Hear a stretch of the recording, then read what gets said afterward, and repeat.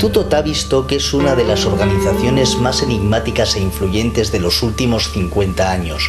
Camuflado detrás de una entidad no gubernamental sin ánimo de lucro, se encuentra el que posiblemente sea el centro de lavado de cerebros en masa y de ingeniería social más importante de la historia.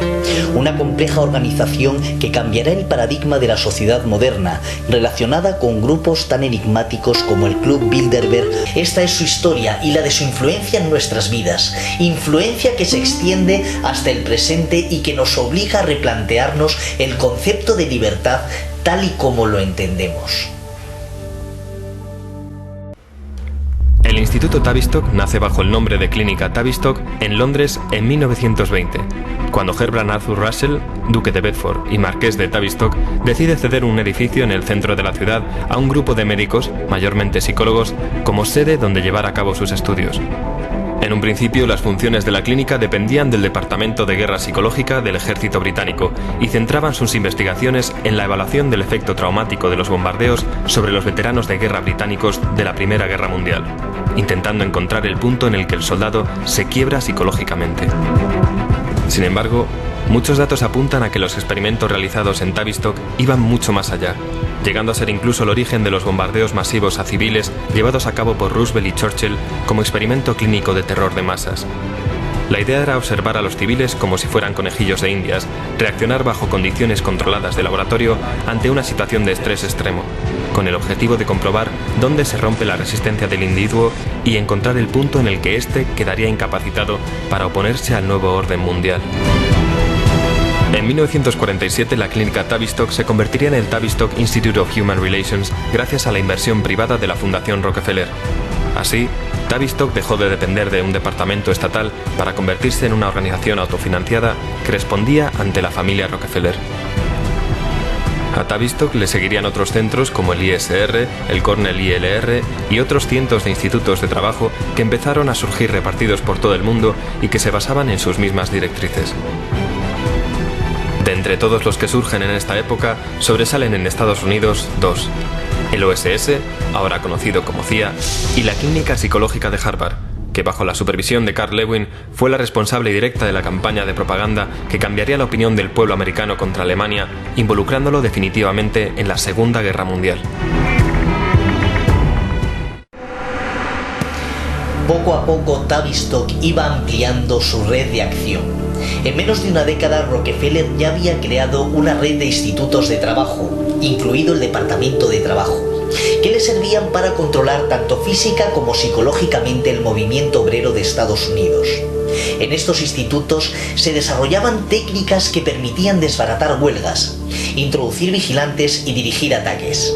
Se iba consiguiendo, por tanto, el primer objetivo: controlar a la población para alcanzar los cambios necesarios que permitieran a Estados Unidos ocupar el lugar de Gran Bretaña después de la guerra como primera potencia. Una vez se consiguiera esto, el siguiente objetivo era sin duda construir el nuevo orden mundial, conformado por una población obediente gobernada por una minoría controladora. Se desarrollaron manuales como el Behavioral Theory of Labor Negotiations, escrito por McKersey y Walton, para la Cornell School of Industrial Relations, que indicaban cómo proceder paso a paso en las negociaciones con los sindicatos. En ellos se estudiaban perfiles de líderes sindicales para tener una posición de ventaja incluso antes de que hubiera huelgas. Se aplicaban las teorías de Sigmund Freud, que consistían en atacar al subconsciente para, por ejemplo, aumentar la productividad de la mano de obra a través de la destrucción automotivada del yo. Es decir, crear auténticos zombies satisfechos con subsistir al borde del hambre, cuyas condiciones laborales y sueldo descendían progresivamente sin que el trabajador pensara siquiera en quejarse. Mientras tanto, en Tavistock se seguían desarrollando técnicas de control de masas y de lavado de cerebro que se enseñaban a futuros dirigentes mundiales para ser aplicadas desde puestos de enorme influencia internacional.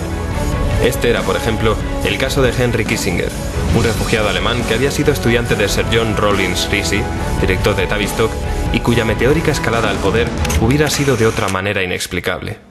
Kissinger es además miembro fijo del Club Bilderberg. Otro claro ejemplo lo tendríamos en la figura de Jimmy Carter, que fue seleccionado como presidente de los Estados Unidos por el psicólogo del Instituto Tavistock, el Dr. Peter Bourne, únicamente porque Carter había realizado un programa intensivo de lavado de cerebro en Annapolis. El Instituto Tavistock ha desarrollado tal poder en Estados Unidos que nadie llega a sobresalir en ningún campo sin haber sido formado en ciencia comportamental en Tavistock o en alguna de sus filiales. Su papel en la creación del nuevo orden mundial es fundamental. Sir John Rollins Rees, director del instituto y primer presidente de la Federación Mundial de la Salud Mental, dijo: «Debemos conseguir que nuestro punto de vista impregne cada aspecto educativo en la vida de la nación. Tanto la vida pública como la política y la industria deben estar bajo nuestra esfera de influencia, permitiéndonos así convertirnos secretamente en la quinta columna». Bajo la supervisión de Lewin, el Instituto Tavistock fue pionero en investigaciones en las que se utilizaba el trauma para desprogramar al individuo, para posteriormente volver a programarlo de acuerdo con los deseos del controlador. Todos estos estudios buscan promover la uniformidad y evitar la individualidad, que es uno de los grandes obstáculos en el camino hacia el nuevo orden mundial.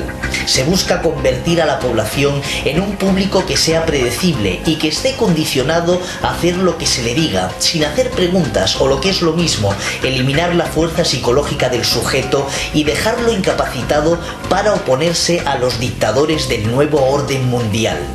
Para lograrlo, Tavistock trabaja en el estudio de técnicas de lavado de cerebro en masa desde varios frentes. Dos de ellos son el rock and roll y las drogas. En 1939 se pidió a Theodor Adorno que fuera a Estados Unidos para dirigir el proyecto de investigación de la radio de Princeton, un esfuerzo conjunto del Instituto Tavistock y de la Escuela de Frankfurt que tenía como objetivo encontrar un método efectivo de controlar a las masas a través de la música. La idea era utilizar el rock and roll de la misma forma en que los nazis utilizaron la propaganda radiofónica como instrumento de lavado de cerebro. Una de las estrategias del nazismo para extender su particular visión del mundo entre la población alemana fue, por ejemplo, la de la fabricación y la distribución masiva de aparatos de radio económicos para toda la población, de forma que su mensaje pudiera llegar a todos los hogares alemanes.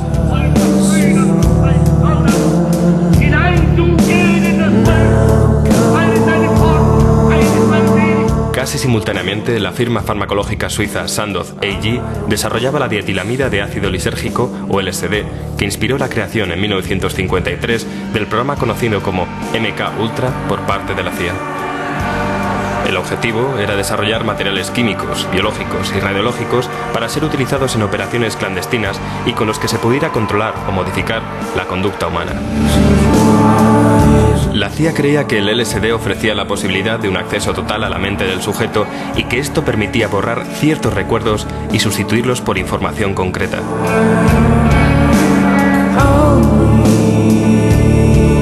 En los primeros ensayos se administró LSD a los funcionarios de la propia CIA con el objetivo de estudiar sus reacciones como si fueran ratas de laboratorio, lo cual desembocó en varias muertes y que el gobierno estadounidense tuviera que pagar millones en perjuicios a las familias de las víctimas. A pesar de ello, los culpables nunca fueron procesados y todos los archivos del programa de pruebas con drogas de la CIA fueron destruidos por orden del director del MK Ultra.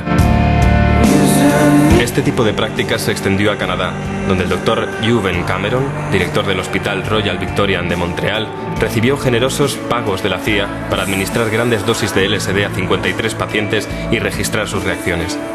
Los pacientes fueron drogados y se les mantuvo dormidos durante semanas para después recibir severos tratamientos de electroshock.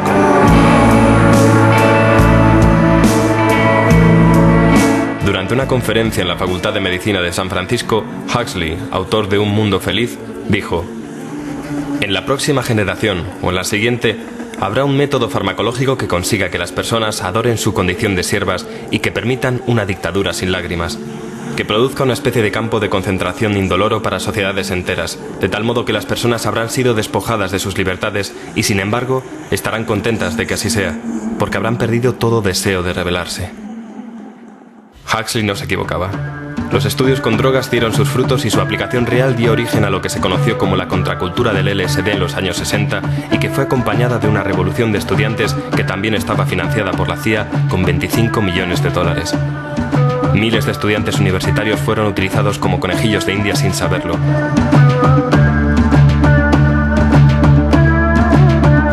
Jim Keith, veterano periodista de investigación, escribió: Existe un memorándum interno del FBI, que data de 1968, donde se menciona que se empleó al grupo de rock The Grateful Dead y a otras bandas defensoras del uso del LSD para canalizar las protestas y la rebeldía de la juventud hacia direcciones más benignas e inofensivas, desviando a muchos jóvenes hacia las drogas y el misticismo en vez de hacia la política.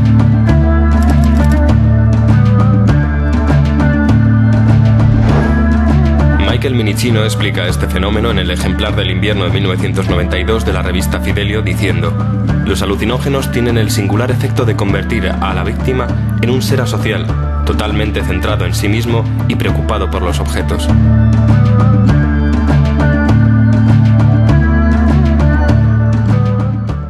Toda aquella cultura del amor libre y las sandalias que parecía tan revolucionaria y rompedora era en realidad algo premeditado, resultado de años de experimentación que había sido ensayada por la Escuela de Frankfurt antes de 1920 en experimentos sociales como el de la Comuna Ascona. Incluso la frase de Tom Hayden, jamás hay que fiarse de alguien que tenga más de 30 años, que se hizo tan popular entre los defensores del Flower Power y la cultura hippie, no era más que una nueva versión de la pronunciada por Rupert Brooke en 1905. No merece la pena hablar con nadie que tenga más de 30 años. Fue una época oscurecida por la guerra de Vietnam y caracterizada por un descontento general. Se utilizó la guerra como telón de fondo para crear el movimiento antibélico y todo esto generó un desánimo y un abatimiento moral que condujo a la juventud estadounidense a depender de las drogas. Es decir, la desilusión provocada por la guerra convirtió a quienes protestaban en presas fáciles para aquellos que proponían manipularlos a través de la cultura del LSD.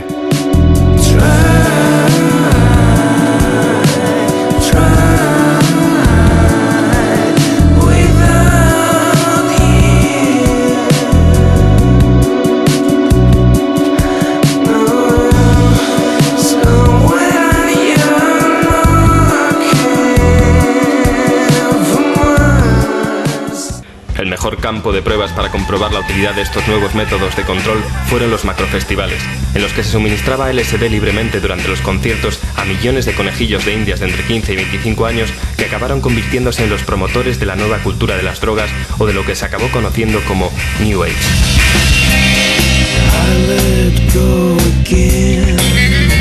El primero de estos festivales se celebró en 1967 bajo el nombre del Festival Anual e Internacional de Pop de Monterrey y reunió a más de 200.000 jóvenes en el Parque de Atracciones del Condado de Monterrey, en el norte de California, durante 3 días.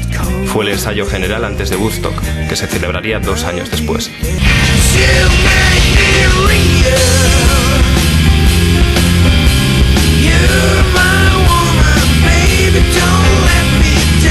En este tipo de eventos, las víctimas estaban aisladas y prácticamente incomunicadas, rodeadas de inmundicia y eran atiborradas de drogas psicodélicas y mantenidas despiertas durante días, todo con la plena complicidad del FBI y de altos cargos del gobierno.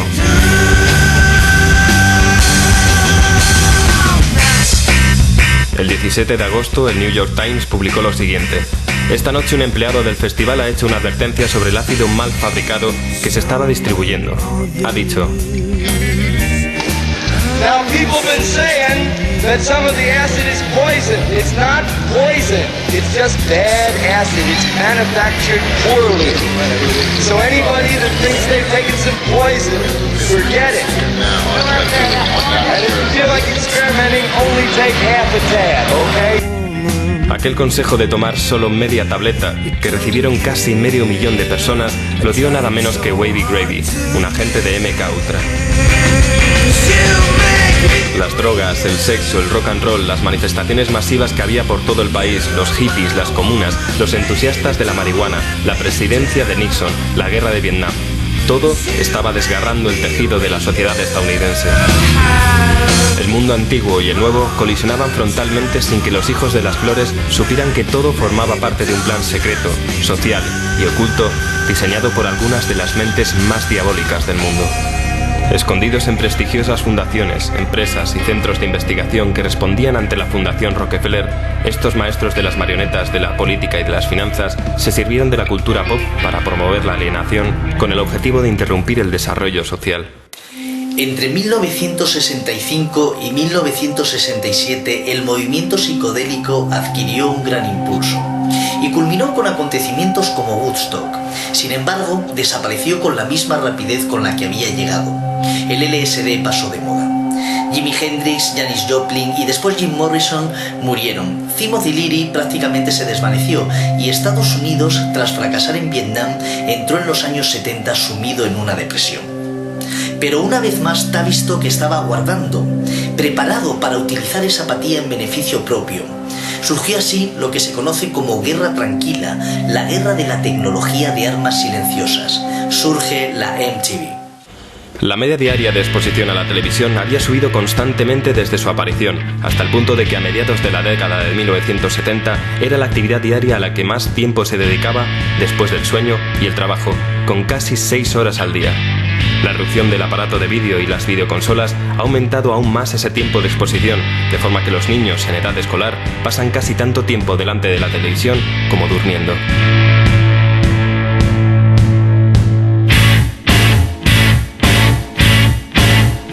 La MTV, un canal televisivo de música pop y videoclips, fue creada por Robert Pittman para el público adolescente el 1 de agosto de 1981. Hoy forma parte del imperio Viacom, conocido como CBS Corporation, cuyo presidente y director general, Summer Redstone, forma parte del Club Bilderberg y es miembro del CFR.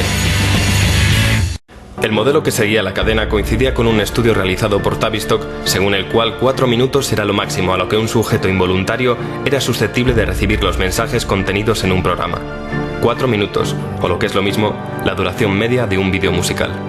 Durante el proceso, el espectador sufre un agresivo pero invisible lavado de cerebro durante el cual tiene la ilusión de que conserva la capacidad de elegir, al igual que un drogadicto cree que controla su adicción cuando en realidad es la adicción la que le controla a él. Tavistock realizó varios estudios que demostraban que el ser humano establece asociaciones subconscientes con una canción durante la infancia, de forma que esas asociaciones permanecen latentes y transcurrido un tiempo, ese sujeto es capaz de revivir esos recuerdos y situaciones al volver a escuchar esa canción. Ese recuerdo despertado crearía un estado anímico infantil y retrotraería a la persona a aquella época de su vida en la que habría experimentado esa misma sensación.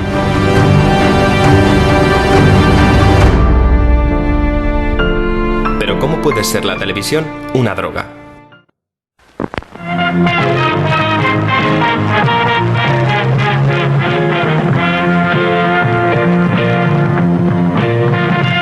Cuando vemos la televisión, el hemisferio derecho del cerebro parece activarse en una proporción mucho mayor que el izquierdo. El cruce del hemisferio izquierdo al derecho libera un torrente de betaendorfinas y encefalinas, sustancias clasificadas como endorfinas. Estas se conocen como los opiáceos naturales del organismo debido a que tienen una estructura idéntica a la del opio y sus derivados, morfina, codeína, heroína, etc. En otras palabras, la televisión funciona como un sistema de suministro de drogas de alta tecnología y crea tanta adicción como cualquier otra droga. ¿Cómo? Al mismo tiempo que se liberan endorfinas, las regiones superiores del cerebro, como la zona media y el neocórtex, quedan inactivas y la mayor parte de la actividad se desplaza al sistema límbico, la región inferior del cerebro. Esta zona, también conocida como complejo reptiliano, se limita a reaccionar al entorno utilizando respuestas muy básicas arraigadas en nuestro ADN. Además, estas regiones inferiores no saben distinguir la realidad de la invención, dado que de eso se encarga el neocórtex, lo que hace que reaccionemos ante el contenido de la televisión como si este fuera real. Diversos estudios han demostrado que a la larga, un exceso de actividad en las regiones inferiores del cerebro causa la atrofia de las regiones superiores.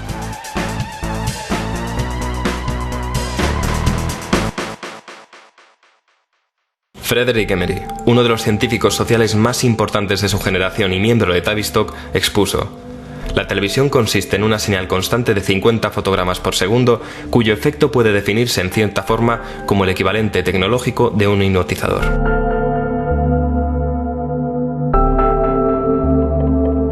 La televisión es un medio poderoso para crear una opinión común y eliminar la individualidad. Admitimos lo que vemos en televisión como cierto porque está consensuado y lo asimilamos sin dudar.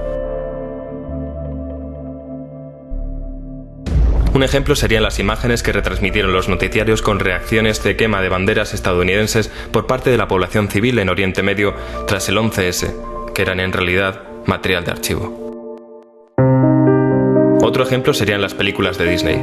Algo que muy poca gente sabe es que tanto Walt Disney como su hermano participaron en la producción de películas propagandísticas durante la Segunda Guerra Mundial, supervisadas por el Comité de Moralidad, controlado por Tavistock. En palabras del propio Disney, si todo el mundo pensara y actuara como los niños, nunca tendríamos problemas. Lo malo es que hasta los niños tienen que hacerse mayores. Convertir a los adultos en niños fácilmente controlables es algo que aparece en las teorías de Adorno y no se reduce únicamente a las películas de Walt Disney. Barrio Sésamo era un programa educativo creado en 1966 cuyo objetivo era, en teoría, introducir a los niños en el mundo escolar. Sin embargo, fue desarrollado con fines muy distintos. Malcolm Gladwell, uno de los representantes de Tavistock, confesaba: Barrio Sésamo se creó en torno a una novedosa idea, la de que si logramos captar la atención de los niños, podremos educarlos. Sin embargo, hay numerosos estudios que demuestran que este programa no solo no favorece el aprendizaje, sino que en muchos casos inhibe la capacidad de entender ideas más complejas. Y lo que es más importante, dichos estudios indican que los niños parecen volverse adictos al programa, y dicha adicción les engancha a ver cualquier programa de televisión. Neil Postman, profesor de la Universidad de Nueva York, en su libro Divertirse hasta morir, decía: si algo hay que reprochar a Barrio Sésamo es fingir que es un aliado del aula de colegio. Barrio Sésamo no estimula a los niños a que les guste la escuela ni nada que tenga que ver con ella. Los estimula a que les guste la televisión. La mejor prueba de todo esto es, como siempre, averiguar de dónde procede el dinero, y en el caso de Barrio Sésamo procedía directamente de la Fundación Carnegie, controlada por los Rockefeller, y que a golpe de talonario consiguieron introducir el programa en una cadena de televisión nacional. El dinero de la fundación procede a su vez de la CIA, de la Comisión Trilateral controlada por David Rockefeller,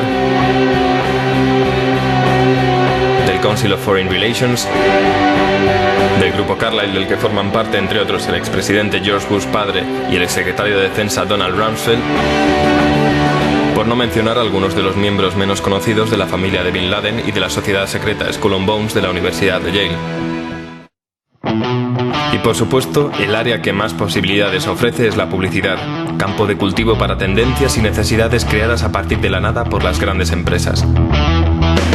Un claro ejemplo del lavado de cerebro dirigido a adolescentes y niños en general lo constituye la controvertida mascota de Camel, conocida como Joe Camel, y que llegó a ser tan popular que competía incluso con Mickey Mouse en preferencias infantiles. Joe Camel surgió en 1987 cuando la marca buscaba ideas para celebrar su 75 aniversario.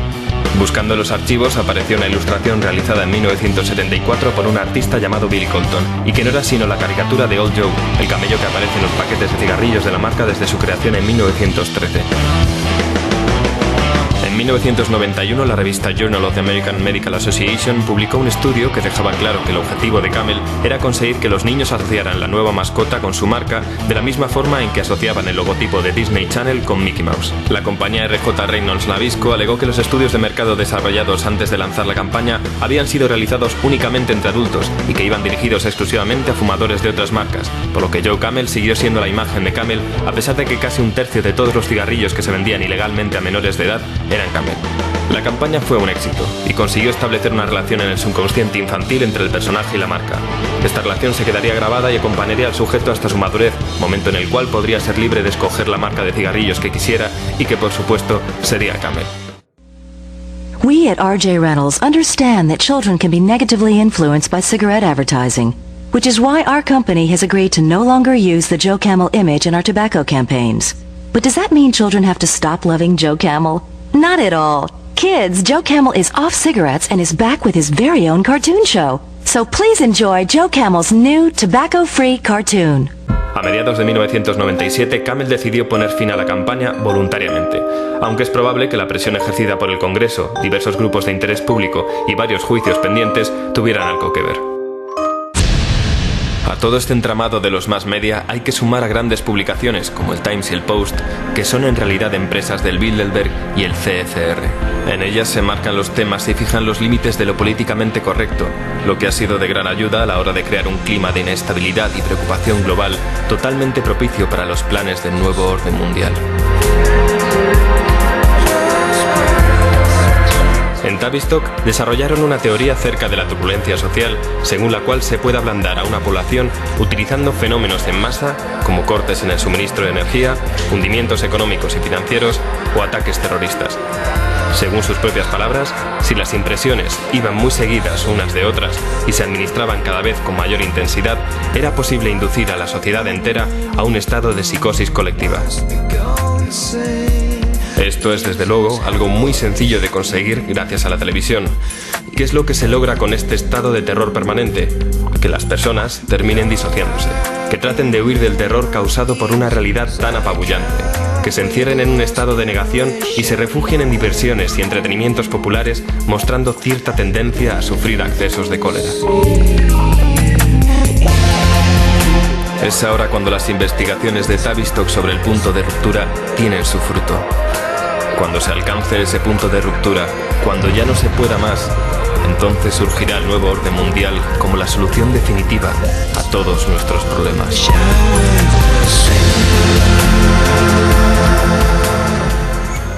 El nuevo orden mundial es un plan cuyo propósito es principalmente eliminar los gobiernos y reinos del mundo, además de erradicar las religiones y creencias en todo el planeta, para unificar a toda la humanidad bajo un nuevo orden. Dicho orden estaría basado en un sistema estándar para todos. Así, este nuevo orden mundial crearía una nueva moneda única, una religión universal, un solo gobierno, un solo idioma, etc.